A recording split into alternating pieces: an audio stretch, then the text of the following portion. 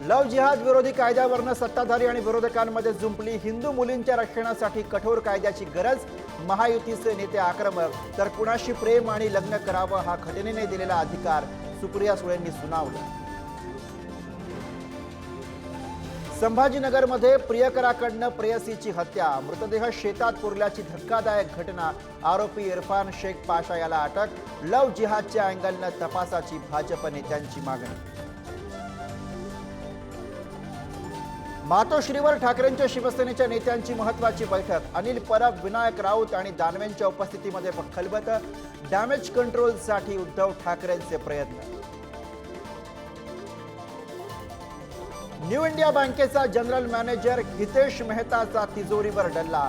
दादर आणि गोरेगाव या 2 शाखांमधनं काढले 122 कोटी रुपये। हितेश मेहता मुंबई आर्थिक गुन्हे शाखेच्या ताब्यात।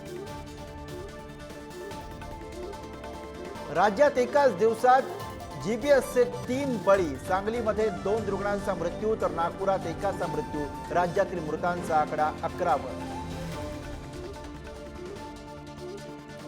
पनवेल जवळच्या कर्नाळा किल्ल्यावर मधमाशांचा पर्यटकांना चावा।